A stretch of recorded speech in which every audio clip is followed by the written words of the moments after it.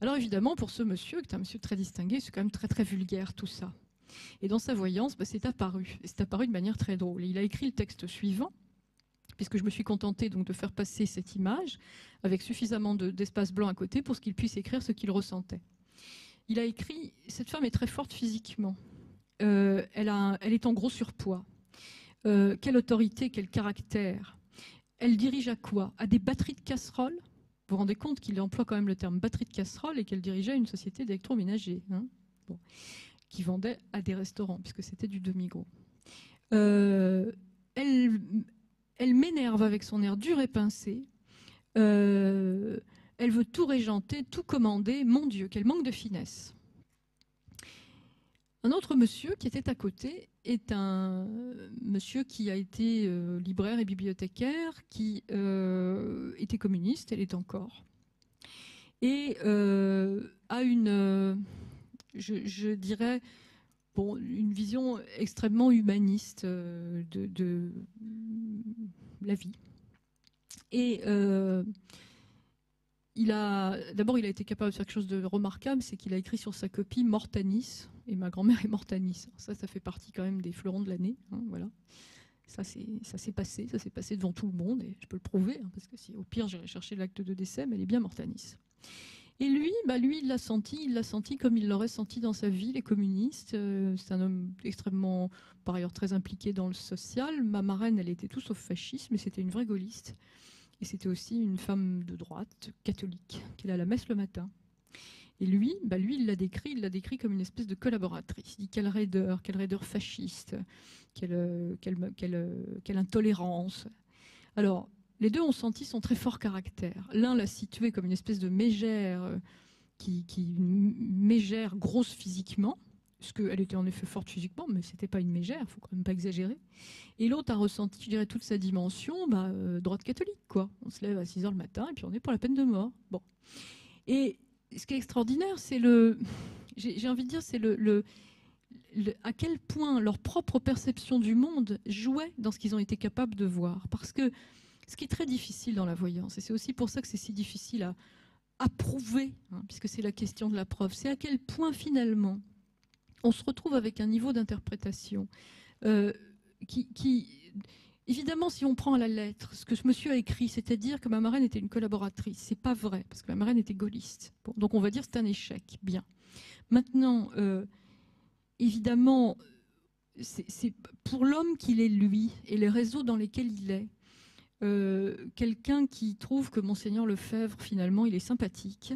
C'est évidemment pas une fasciste parce qu'elle était gaulliste, mais c'est quand même quelqu'un qui est en réseau avec ce que lui, à travers son propre champ de représentation, il peut considérer clairement comme fasciste.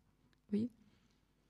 Donc, ce qui est extraordinaire, oui, ce qui est extraordinaire, c'est je dirais, la perception que tout ce que nous apprenons, tout ce que mes élèves apprennent finalement à travers les séminaires, c'est à quel point, quand ils trouvent une cible, ils trouvent la cible étant ce que nous sommes chargés de trouver en parapsychologie, ils trouvent la cible, mais ils parlent aussi d'eux-mêmes en trouvant la cible.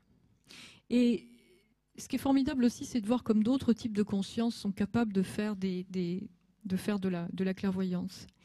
Il faut absolument que vous vous intéressiez ici au perroquet de Sheldrake. Alors, quel est le perroquet de Sheldrake? Robert Sheldrake a fait une expérience tout à fait remarquable avec une jeune femme qui, hélas, est morte maintenant, qui possède un perroquet. Et ce perroquet était tout à fait capable de faire de la télépathie avec sa maîtresse. C'est-à-dire que lorsqu'elle était dans une autre pièce et qu'il regardait des images, et qu'elle regardait des images, il était capable de restituer ce que cette jeune femme était en train de regarder. Alors d'abord, c'est effrayant parce qu'en général, les éthologues adorent penser que les perroquets disent n'importe quoi, ce qui bien sûr n'est pas vrai. Mais en plus, non seulement ils ne disaient pas n'importe quoi, mais ils disaient ce que sa propriétaire était en train de voir. Et je me rappelle d'un des films qui a été passé, je crois, dans le cadre de l'IMI, où on voyait ce perroquet dire en anglais, une photo de la jeune femme était en maillot de bain, elle regardait une photo d'elle en maillot de bain, et lui, dans l'autre pièce, disait « Oh, mais c'est mon joli petit corps nu sur la plage. » Bon. Les animaux sont également capables de perception extrasensorielle, et je dois dire que j'ai eu moi aussi la chance de faire beaucoup d'expériences tout à fait probantes avec des animaux et qu'aujourd'hui, je suis arrivée au point où j'ai vraiment envie de mettre mes capacités psychiques pour expliquer le comportement des animaux, parce que j'ai déjà fait quelques expériences tout à fait encourageantes où j'ai été capable de restituer l'histoire complète d'un animal, son comportement avec d'autres animaux dont je n'avais que le prénom, évidemment, hein. Son comportement, son histoire, ses traumatismes, la manière dont il se conduisait. Je ne crois pas qu'il y ait de barrière entre l'intelligence des hommes et l'intelligence des animaux. Et je crois que nous, j'ai employé des mots très fusionnels, mais je crois que nous faisons tous partie, finalement, qu'est-ce que la voyance amène à comprendre, à considérer, c'est que nous faisons tous partie finalement d'une grande conscience qui peut se relier, qui peut interagir. Et c'est pour ça qu'aujourd'hui, et c'est par là que je vais terminer ce soir, j'ai vraiment envie, de travailler sur cette question de l'intelligence animale et de la conscience animale, parce que je me rends compte à quel point, finalement, la science d'aujourd'hui bloque à deux endroits qui se répondent en permanence. C'est les limites de l'intelligence humaine et la nécessité que nous avons en permanence de vouloir refuser aux animaux la sensibilité, de vouloir refuser aux animaux une forme d'intelligence, de vouloir refuser aux animaux la dignité. Et ça a des conséquences qui sont absolument épouvantables. Le 4 janvier dernier, j'ai découvert qu'il y avait 10 000 chiens par an qui étaient torturés en Espagne. Quand je dis torturés, c'est brûlés à l'acide, c'est les yeux crevés, c'est la truffe coupée au sécateur, c'est jeté vivant dans des puits. Pourquoi ? Parce qu'ils décevaient leurs propriétaires à la chasse. Et que les Espagnols estimaient, en fonction d'un code d'honneur, qu'ils avaient le droit de martyriser leurs chiens dans des supplices absolument épouvantables, en considérant que c'était leur façon à eux de racheter leur honneur. Ils disent dans ces cas-là en espagnol, on va leur apprendre comme ça à bien chasser. Bon. Je ne peux plus supporter de vivre dans un monde qui a des systèmes philosophiques suffisamment qui considèrent que les animaux sont des machines, c'est-à-dire que quand on considère qu'un animal est une machine, après tout, on ne voit pas pourquoi on ne ferait pas cramer son réfrigérateur quand on en a marre. On ne voit pas pourquoi on ne démantèlerait pas son fer à friser quand il ne marche plus. On ne voit pas pourquoi on ne s'énerverait pas contre un réveil en le balançant contre un mur. Alors évidemment, quand on pense que les animaux sont des machines, on pense qu'on peut leur couper la truffe au sécateur, on pense qu'on peut leur crever les yeux, on pense qu'on peut les traîner derrière des voitures.